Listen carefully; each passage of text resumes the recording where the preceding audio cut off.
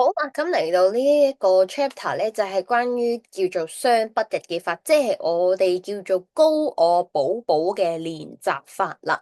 咁到底咧，高我寶寶要點樣寫咧？高我寶寶咧係一個我哋自己三尾都覺得一個非常之好好嘅練習工具咧，可以訓練你同高我嘅對話嘅。咁就係我話我當年俾高我係咁喺度鬧我嘅嗰本簿啦，就係佢啦。咁我亦都唔好意思翻出裏面嘅內容俾大家聽嘅，因為都有好多嘅私隱，係啦，咁大家亦都可以自己寫下啦。咁咧，首先咧，我哋要準備啲嘢嘅，喺喺做之前，哦，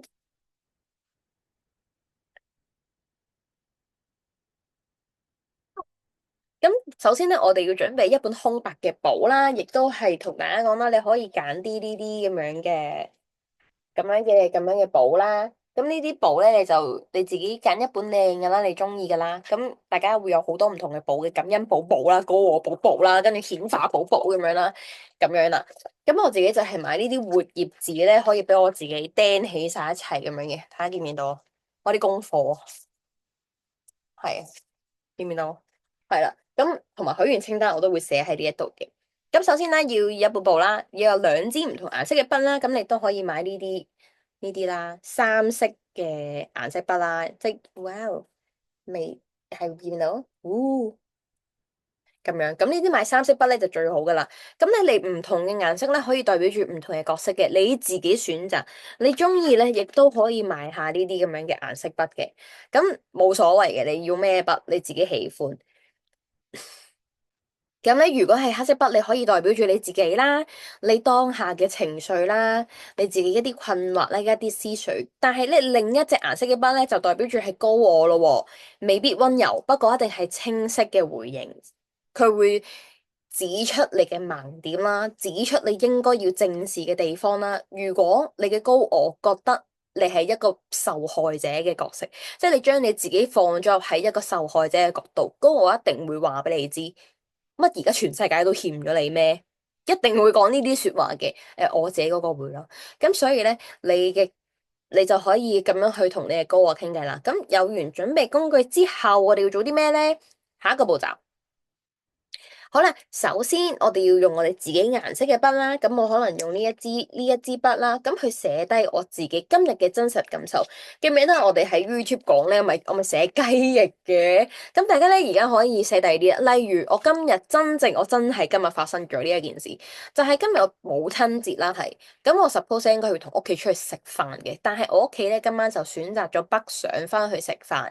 點知咧，我去到過關嘅時候咧，就發現我嘅回鄉證係過咗期喎，咁就冇辦法啦。咁佢同我講咧，臨時證咧要等好耐，即係佢要等2個鐘啦，臨時證，同埋要俾570蚊去整個臨時證。我當下即刻頭也不回地拜拜，跟住同我屋企講我翻屋企啦咁。咁我可以用呢件事寫咯喎，咁你就可以寫啦。哎呀，我今日咧就不過我而家對呢件事冇情緒啦，我假裝有好嬲嘅情緒先啦，咁樣。係啊，咁樣就首先今日咧就要翻屋企即係一要翻大陸食飯，本身我已經覺得好煩嘅啦，阻咗做嘢點點點點，跟住咧去到關口嘅時候咧，又發現個回鄉證咁啱過咗期喎，真係麻鬼煩，又嘥多我1個鐘嘅車程要翻屋企，總之一開始就唔好去啦，咁你就可以一路寫你嘅苦，全部都寫晒出嚟。咁你寫到咁上下嘅時候咧，可能就突然間你可以，其實咧真心嘅，我建議大家咧一開始寫嘅時候咧，唔好寫得太盡興。你喺可能寫2、3句嘅時候咧，你就緩一緩，停一停，諗等一等，睇下高我會唔會有其他說話俾你。咁可能我寫到，真係好煩啊，成日都要同佢哋翻大陸咁樣，跟住之後咧就等一等。然後聽下歌會有咩聲音，然後可能你突然間自己有另一種想法嘅喎，你會有靈感，有直覺，你會有另一個角度嘅聲音，靈感啦，直覺啦，嚟自另一個角度嘅聲音，即係本身我呻緊嘅，突然間有把聲同我講話，你既然你屋企想你陪下佢，係咪會死啊？唔好意思，我用咗啲比較 mean 嘅。比較衰嘅語氣啦，可能係會溫柔啲嘅。既然你屋企想返，點解你唔可以陪下屋企啊？咁樣突然間有句說話，點解你唔可以陪下屋企啫？然後咧，你發現你呢個聲音一出嚟咯喎，OK 轉色，轉紅色，跟住咧我就寫低，點解你唔可以陪屋企？咁佢問完啦，我嘅小我又繼續發作噶啦嘛要，然後我就繼續寫咯喎，吓，點解要成日陪佢哋啊？我已經翻工好攰噶啦，大把嘢要做啦，咁多堂要拍咧，要剪片又要剩啦，我真係好忙唔得閒噶嘛。好，咁跟住你呻完，又等一等，俾少少空間你嘅高我想睇下佢有冇嘢要表達。好啦，咁跟住咧，你嘅高我真係有嘢講喎，咁跟住佢就會話，其實你都應該要俾啲時間自己休息下嘅。你成日咁樣做嘢，你覺得有意義咩？你咁忙，你都陪唔到屋企，咁你忙嚟為咩咧？例如啊，而家呢啲全部都係我而家靠自己 download 落嚟。總之有機會係咁樣嘅對話內容，然後咧你哋就可以 keep 住一路咁樣你一句我一句，你一句我一句，咁你可以繼續，你可以反駁高我嘅，冇問題噶，你可以鬧佢噶，你覺得你都唔明白我咁樣。你唔體諒我，即係呢啲啦。高我咧，佢係會指正翻你，佢會話俾你聽，你唔係需要人哋體諒你，係你自己學識得要包容你自己。即係可能高我會同你講啲咁嘅說話啦。咁呢一個咧就係、當你真實書寫落去嘅咧，你係第係一定會出現呢一啲步驟嘅。咁當然啦。有啲同學可能會話，我可能寫咗好耐，但係都唔出嚟。咁好明顯就係你同高我嘅連結可能比較弱咯，你比較唔習慣聽佢嘅聲音咯。唔緊要嘅，慢慢做，再做多幾次。即係大家又唔好諗話，我咁樣做啱唔啱啊？會唔會唔啱？